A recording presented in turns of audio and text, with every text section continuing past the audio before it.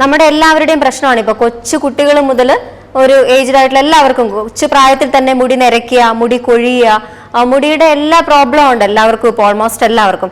അപ്പൊ അതിന് വേണ്ടിയിട്ട് ഒരു പ്രോട്ടീൻ ഹെയർ കെയർ അതെങ്ങനെയാണെന്ന് നമുക്ക് നോക്കാം. ഇന്നത്തെ കാലാവസ്ഥയിൽ നമ്മൾ ധാരാളമായി യാത്ര ചെയ്യുന്ന ആൾക്കാരും ജോലി സംബന്ധമായി നമ്മൾ പല സ്ഥലത്ത് പോകുന്ന ആൾക്കാരുമാണ്.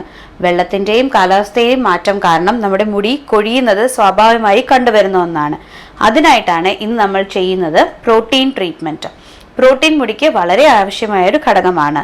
അതിനായി നമ്മൾ വീട്ടിൽ ഉപയോഗിക്കാവുന്നത് മുട്ടയുടെ വെള്ളക്കരു എടുത്തിട്ട് അതിന് നമ്മൾ പ്രോട്ടീൻ പാക്ക് ആയിട്ട് ഉപയോഗിക്കാറുണ്ട്. പക്ഷേ ഇവിടെ നമ്മളിപ്പോൾ ഉപയോഗിക്കുന്നത് പ്രോട്ടീൻ പാക്ക് എന്ന് പറഞ്ഞിട്ട് മുട്ടയുടെ വെള്ള, പിന്നെ നമ്മുടെ പയർപ്പൊടി, ഇങ്ങനത്തെ പല വസ്തുക്കളെല്ലാം അടങ്ങിയിട്ടുണ്ടാവും. ഇതെല്ലാം വെച്ചിട്ടൊരു പാക്കാണ് ഇവിടെ പരിചയപ്പെടുത്തുന്നത്.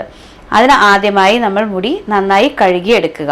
മുടിയിൽ എപ്പോൾ നമ്മൾ എന്തൊരു വസ്തുക്കൾ നമ്മൾ ഉപയോഗിച്ചാലും മുടിയിൽ ഒരിക്കലും അഴുക്കോടുകൂടി നമ്മൾ ഉപയോഗിക്കാൻ പാടില്ല. അതുകൊണ്ട് ആദ്യം അതിൻ്റെ അഴുക്കെല്ലാം എടുത്ത് കളയുക.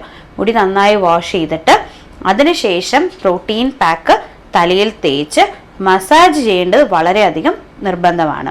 ഇതിൽ പറഞ്ഞിരിക്കുന്ന മസാജ് കാണിച്ചിരിക്കുന്നത് പോലെ നമ്മൾ ഓരോന്നായിട്ട് ഒരു 4-5 മുടി സ്ട്രാൻഡ്സ് എന്ന് പറയും, കുറച്ചായിട്ട് എടുത്ത് നമ്മളതിൽ ഈ പ്രോട്ടീൻ പാക്ക് തേച്ച് നമ്മുടെ തലയോട്ടിയിൽ അത് പിടിപ്പിച്ച് അതിങ്ങനെ മസാജ് ചെയ്ത് കൊണ്ടുവരിക.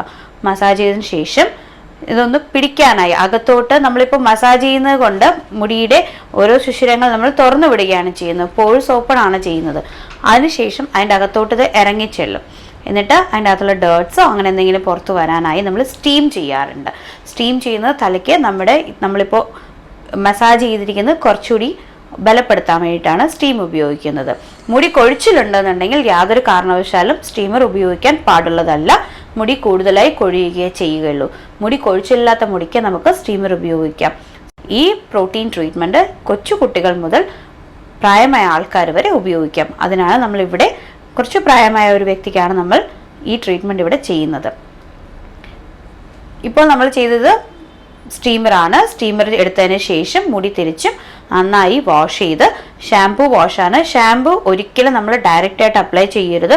ഒരു ഡ്രോപ്പ് ഷാംപൂ മാത്രമേ, അത് ഏത് ഷാംപൂ ആണ് നമ്മൾ കടയിൽ മേടിക്കുന്നതായാലും പാർലറിൽ യൂസ് ചെയ്യുന്നതായാലും, ഒരു ഡ്രോപ്പ് ഷാംപൂ നമ്മളൊരു 2 ടീസ്പൂൺ വെള്ളത്തിൽ അല്ലെങ്കിൽ 3 ടീസ്പൂൺ വെള്ളത്തിൽ നമ്മൾ മിക്സ് ചെയ്യണം. അതാണ് അതിൻ്റെ ഒരു അളവ്.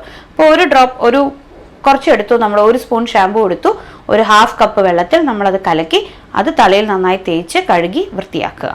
എന്നിട്ട് അത് ഡ്രയർ കൊണ്ട് ഉണക്കുക. ഡ്രയർ കൊണ്ട് ഉണക്കുമ്പോഴത്തേക്കും നമുക്ക് മുടിയുടെ കെട്ടുകളോ അതൊന്നും ഇല്ലാണ്ട് പെട്ടെന്ന് ഉണങ്ങി കിട്ടും. ഡ്രയർ കൂടുതൽ യൂസ് ചെയ്യരുത്. മുടി കൊഴിയുകയാണെങ്കിൽ ഒരിക്കലും ഡ്രയർ യൂസ് ചെയ്ത് നമുക്ക് നല്ല വൃത്തിയുള്ള മുടി നമുക്ക് ഇങ്ങനെ കാത്തു സൂക്ഷിക്കാം. ഈ പ്രോട്ടീൻ പാക്ക് നമുക്ക് മാസത്തിൽ ഒരിക്കൽ ഉപയോഗിക്കുന്നത് വളരെയധികം നല്ലതായിരിക്കും.